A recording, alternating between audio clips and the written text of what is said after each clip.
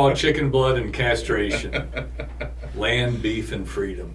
When I was 13 years old, I'd go fishing with my pawpaw. Yeah. His name was Jimbo. He's a Baptist preacher. Everybody had country names, so his Jimbo. My nickname was Piccolo Pete. Piccolo for short. This guy comes running out of the bar and said, Jimbo! Then he stops the truck. And he's like, hey! And like, come help me with this calf. Like, I got a calf here we're trying to castrate. I was barely old enough to know what castrating a calf meant. I think I was 13 if I had to remember. I might have been 14. But I was about 13, 14. And out of nowhere comes a pocket knife. And out of nowhere comes a whetstone that was just really worn down. And the pocket knife was really, the bump off the curve of the knife was inverted a little bit. So it was, and he starts doing this and getting that. He's like, come on, Piccolo. And I'm like, I ain't going. And he's like, come on, Piccolo. And I'm like, I ain't going, Pawpaw. He's like, you sissy. And he was like, and I mean, he's like 60 something at this, and he's got his overalls on, and he's 60, and we're just heading down. By the way, I forgot the chicken blood part of it. Hang on, I'll go back chicken blood. Okay. Because somewhere on the road up there, you never heard this part. I don't think I've heard the chicken blood part. I've heard the castration story, but not the chicken blood story. So when we went down there, I mean, we later became bass fishermen. But Uncle John had a farm on the Red River just right on the line. We'd go the Oklahoma side, go down Red River, and we'd mainly catch catfish. There was a slough, we'd catch jugheads and channel cats, and we'd cane pull fish off the, just off the bank, and we'd ride down there with three-wheelers. And I don't remember, but back in the day they had three-wheelers. But people if my leg got caught one time and it rolled up half my body, but as a kid. Yeah. But three-wheelers were really dangerous, but we had two of them. Yeah, before they had the quad runners. Yeah. They or quad, whatever you like to call them. They had three-wheelers, and they were very unstable because it was a trike. Right. And if you took a turn fast, you were flipping end over Big end. knobby tires that bounce around. Yeah. I mean, it roll over, you turn over, and all kinds of stuff. But anyway, we had the three-wheelers. We headed from the farm down there, and we'd go fishing. But before we got to the farm, we'd stop on the way, and it might have been in Texas before we got to Oklahoma. I think it was. There was a chicken slaughterhouse. And chicken slaughterhouse was chicken guts was by far the best thing to put on a treble hook, catch a catfish. Yeah. So he would cut the tops off of milk cartons and just stick open vats of chicken blood, and they let him come in because he was a preacher. Everybody let my grandpa go in anywhere. Yeah. And he'd dip down, and I never helped him with this either, into the chicken blood vats, like this huge container where they were just gutting chickens like 90 miles an hour. See, you ever do this? Yeah, because my grandma had a chicken house. Okay. They raised chickens. Down in East Texas, where they were from, Tyson, it's basically a company town. Right. And I got roped into helping them scoop up the chickens to send out to slaughter overnight, the night shift, doing that a couple of times. You don't ever want to do that. Well, I didn't go in there. Pawpaw thing. just come back with a couple of gallon buckets, several of them in each hand, hands just dripping in blood and guts and chicken guts. Man. And I got to tell you, when you put chicken guts and chicken blood on a treble hook, I mean, we caught tons, and then we'd have a fish fry at the church. He's a Baptist preacher. We caught a lot of fish. We'd go skin them until you're just sick of it, like guts and blood and catfish croaking, and you skin them alive and then break their neck, and gut them. So. But it's easier to get a hold of them and skin them while they're still alive. You don't want to break their head off beforehand because you can't get a grip. So you just skin them alive. Have a gut. You have a chicken guts 5-gallon bucket and a water bucket. Water bucket eventually looks like blood anyway because you wash them off in there. But because we'd come back to the house and then all night long you had a gut, skinned catfish. Yeah. But I love the best part of the catfish. Anybody fry catfish is the tail with the bone on it. Mm-hmm. And you pull that off, it's got the best flavor. It's like a bone-in ribeye. Like we'd fight for it as kids, is the catfish tail with the bone. Yeah. I mean, it's the best, the best. And I don't even think I'd eat fried food anymore, frankly. But that was you good. Might make an exception for a fresh fried. I went to restaurants for years asking for the catfish tail, but the stuff they throw away is the best part by far. Yeah. I don't want the rib meat of like a bass or something. That's hard eating. Yeah. But the tail meat is fabulous.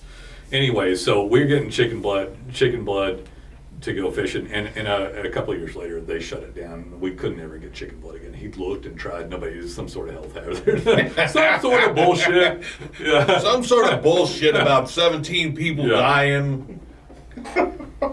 Some sort of, yeah. So anyway, we're sitting there and got the chicken blood, got everything, got the cane poles, got the fishing poles, and this guy runs out of the barn to do it. He starts whittling, doing the whetstone and sharpening his blade. And the thing that was distinctive to me about this is that he marched with a forward lean, so he was leaned in and marching. And he's like 60-something. I don't know how old he is. Walking with a purpose. I mean, he was marching in there, and this barn was about 25 yards off, 50 yards off the road.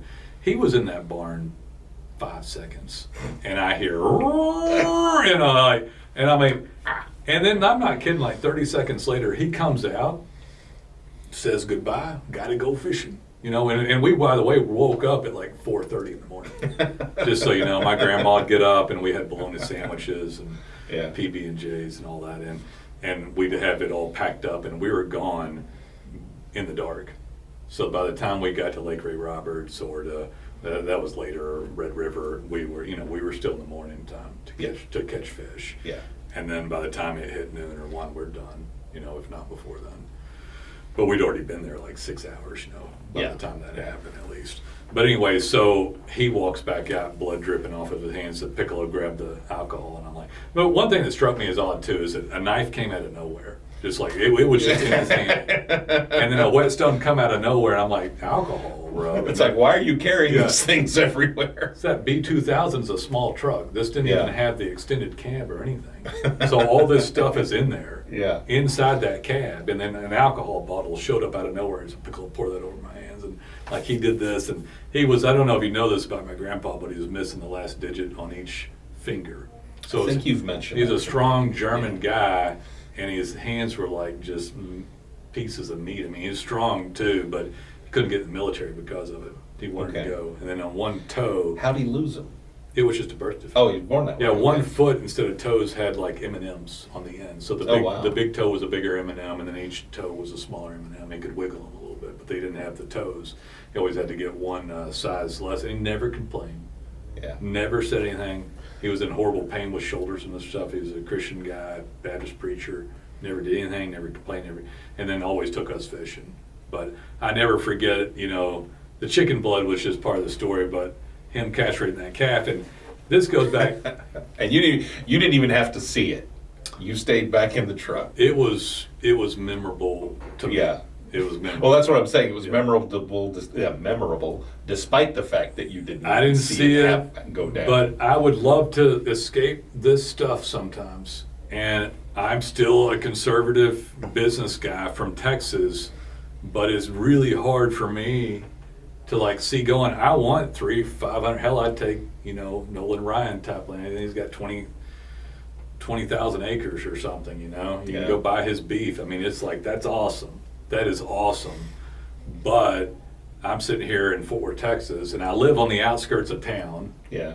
Close to a lake, and it cuts off some of the rat race, but not all of it, But we have a client that had moved out to the middle of nowhere in Missouri or... Yeah, they had moved from a very, very big metropolitan area. I don't want to say it because I don't want to target anybody.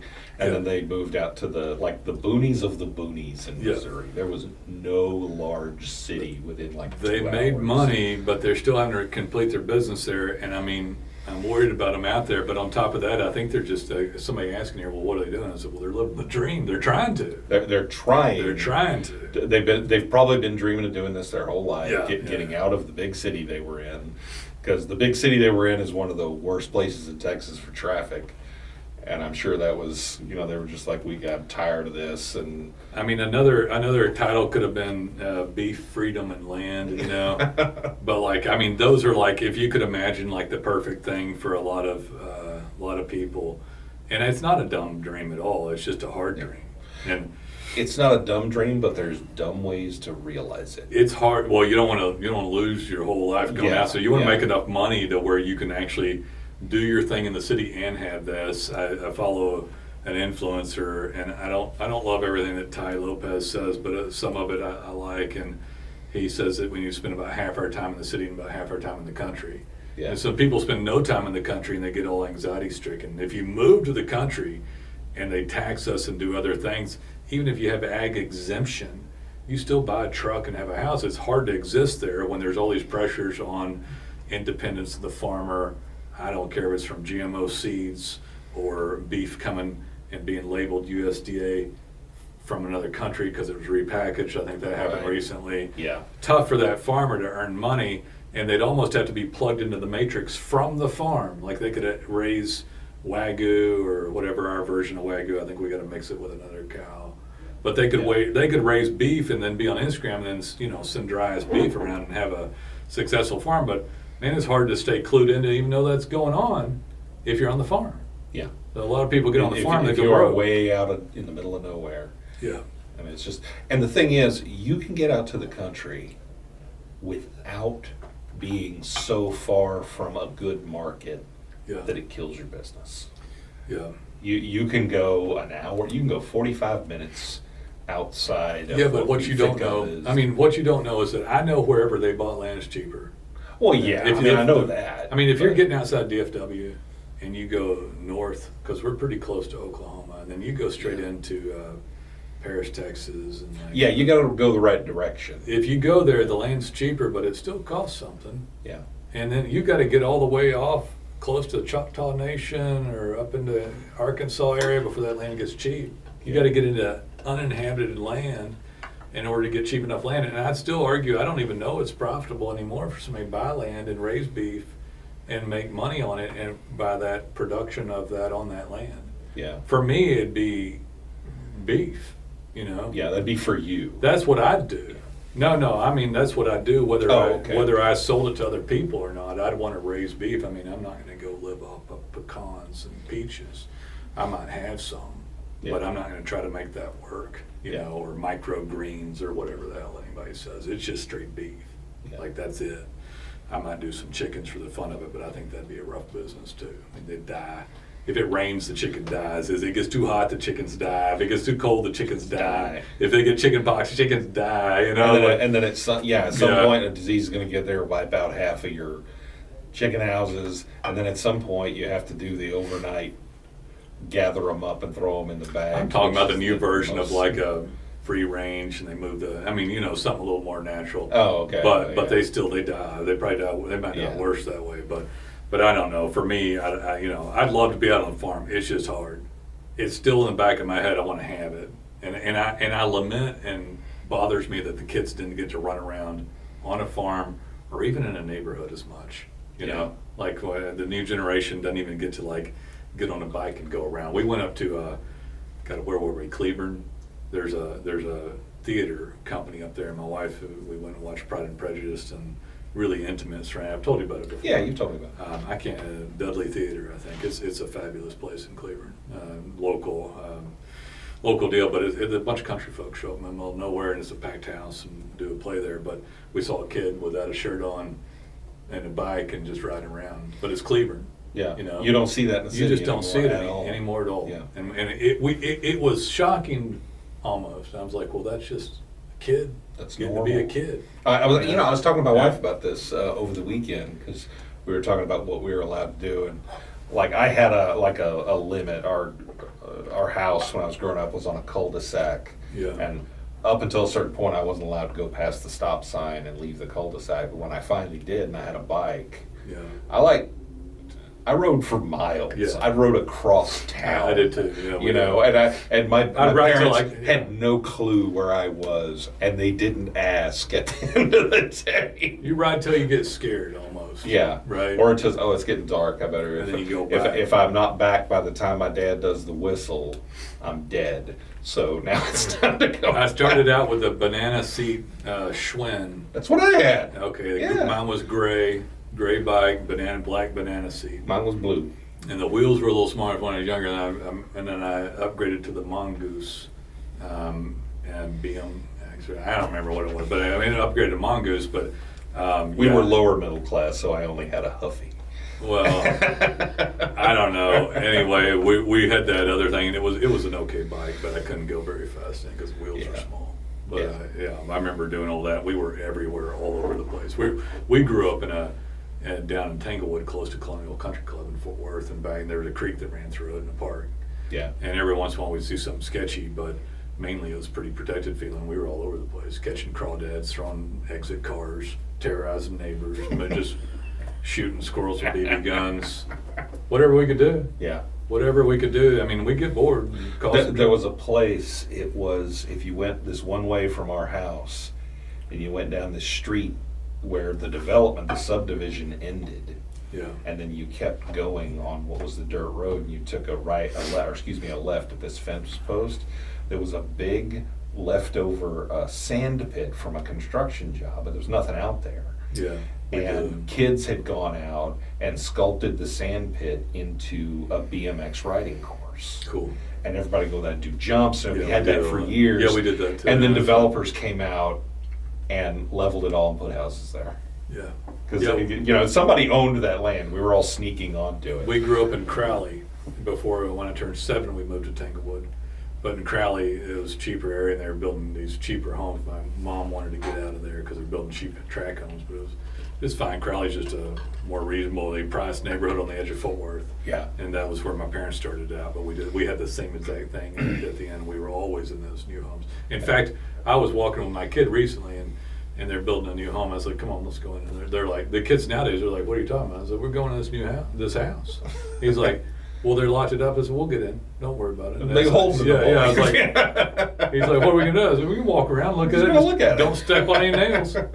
He's like, well, you're supposed to do that? It's like, who cares? It's like, well, I said, we go in these houses all the time. Like, that's all we did, You And- pick one Yeah. that was almost ready, but didn't have a sold sign, and Yeah. that would be your clubhouse until the sold sign They went up. put this like antifreeze crud in the toilets now, or they just painted it, and it's just, they're kind of toxic now. at Oh, the end. really? Yeah. Yeah, they've got this new stuff. They'll take the toilet up, and it's like they do that for when it gets cold, but it's like 100 degrees outside right now. So, Yeah. But me and my boy went into one just a few days ago, and then we're just like, we're breaking in. I was like, not really. Nah, this ain't. Nobody lives here Yeah, yet. we're not. We ain't hurting. As long as we don't steal anything. But everybody's scared to do anything nowadays. Scared to have their kids Yeah. go anywhere, and I don't think that they shouldn't be necessarily. I'm just saying, like. It used to be very different. Yeah, you want to have your kids play and hang out. I regret some of it. My kids played and hung out quite a bit. I've done quite a few things. We lived on an island for a while. They've done other stuff, but like they just didn't get as much time. Yeah. And then there's so much more screen time. So, yeah, this is the dream. It should be a dream. It bothers me, and it's also hard to get back to it when you're city-fied. Ty done a good job on it. He'll go post old dig, and he posts himself doing stuff, got some cattle on it, and like he'll go like literally detox and spend time there. Yeah. And then go do it and come back. But he still maintains his city life. Oh, he does. And his business. I would argue that if you don't Yeah. get this down right, you'll go to the country and go broke. Yeah. If you Yeah. just take everything and go there, it's bad news. We've seen it. We've seen multiple clients over the years. I make would this argue mistake. that your lineage might go broke. You got to be careful. Yeah. Even who's that? Lee Drummond, and it's the woman that does the cooking. Her name's Lee Drummond. I can't remember the name of the show. Pioneer Woman. Oh, I don't know that one. They own like stupid amount of land in Oklahoma. She cooks Okay. on food for the boys when they're out at the ranch. And I think the ranch activities are just kind of an ag exemption type thing and holding Right. land, Yeah. And I think they're like literally political to hold on to that land because they have too much of it. I think they got it from the Killers of the Flower Moon type stuff, back in the day. Yeah. But they didn't. They bought it, But anyway, to hold that land. I'm just saying to hold land. They had people get into politics, like the Attorney General of Oklahoma is the son. The other Okay. son runs the land, and the other son's wife is famous with a cooking show. And so all those efforts to hold like 50,000 acres or something stupid amount of land, Yeah. or more, I don't know, it's a lot of land. They're like the second largest landholder. But I'm talking like extremely intelligent people making very specific political moves to hold land. I'm just saying if you had like 500 acres and you're running a couple hundred head of cattle, and the U.S. says that the USDA can now call, Mexico beef USDA if they repackage it, and then you're competing without any tariff or anything on that beef Right. on that land, and then you're having to buy an F-250 and a tractor and American labor. I mean, how are you going to do that? You know, how are you going to hold that land? So yeah, I think that part of the land should be part of every conservative's dream. I'm serious. I think. Now, I will tell you, I've changed my mind on some stuff. I don't want to have so many things that are, that saps my freedom. Right. But if I had to tend to a barbed wire fence and keep people off and keep some ag exemption cows going and have the local farmer come check them once a week, and then I got an ag payment that's nothing, and I own the land, I think I'm doing it someday. But anyway, I thought it was an interesting story. I love that story. Cityfied to country boy. Country boy can become cityfied, but once cityfied, hard to be a country boy. Yeah. And the dream's great, but somewhere in there, it's hard. Yeah. You can't disconnect from society entirely, probably, and have it work. I view a farmer almost in the same regard as I view an island dweller. The island dweller I find just reprehensible from a work standpoint. I think it's bullshit. Right. They get over there, they don't work and want free shit. Farmer work his ass off, but both And get almost nothing for and it. get almost nothing for it. But he's a hard worker. The problem with both of them is they're disconnected with society so much that they lose the ability for economic input. Right. In one case, one doesn't want to, and they're just straight dead lazy. In the other case, the guy's not lazy but doesn't understand the economy. So how do you work that? I think you do both. Yeah. I think you do both. You can be a guy that wants the full dream and go for everything. You get the land, you get the city, and you get it all, but you better handle it right. And I wouldn't do any sort of leverage debt on a farm, I don't think. Yeah. I mean, that the city's gonna pay for the farm. Yeah. And I'm sure, and that's another thing, I'm sure the farmers don't like that, just like the islanders, they don't like somebody coming in with outside money, but you bring city money to the farm, or you bring city money to the island, everybody's mad. Because you worked for economy in the city, and then you took it to a place that doesn't make money. Right. And then the locals are pissed. But how the hell is you supposed to buy land? How the hell is you supposed to buy a house on an island? Yeah. Certainly not from island work, and very difficult from farm work. So how are you supposed to do it? So then you get all these people doing businesses, going out buying land. I think most of the time they'd probably be nice to you, but I'd be mad either way, maybe. Yeah. You want a bunch of city people out in the country. Where did we go? I'll tell you this last story. We were in Hyco, Texas. Okay. Outside, we'd gone on a trip down to Fredericksburg. Okay. Yeah. We were just trying to get away, And we don't drink wine or anything. Bunch of women drinking wine in Fredericksburg. It's a bullshit trip. You ladies got to quit doing this. It's bad for you anyway. All the reports are out. And alcohol ain't good for you, and not even wine.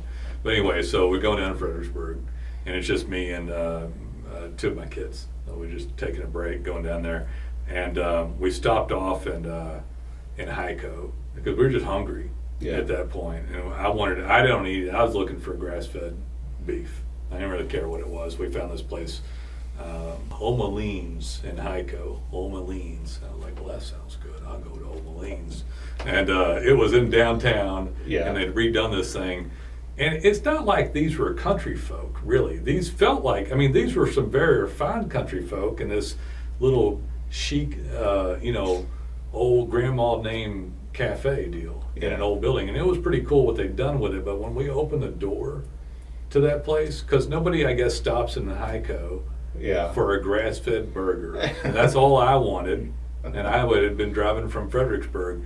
And we opened the door, and they all looked at us. That door closed, and they're like, "What the hell?" And from around here. Yeah, they all stopped and stared, and we literally stopped and looked at each other But yeah, I don't know that they like people coming in, but these are some pretty refined people eating at O'Maleens. This one like some roadside diner and a slab of beef on the plate. You're seeing that in select little towns out in Texas. Is this one little town will get some people probably from the city who pull money in will buy land there and houses there, and they'll freshen up the place, and it'll become this weird little pocket of almost hipster culture in the middle of the prairie somewhere. These were just high-end country ladies. Yeah. Their hair was done. They were using conditioner. You know what I mean? Yeah. Like it was, they weren't straight up country broads. You know?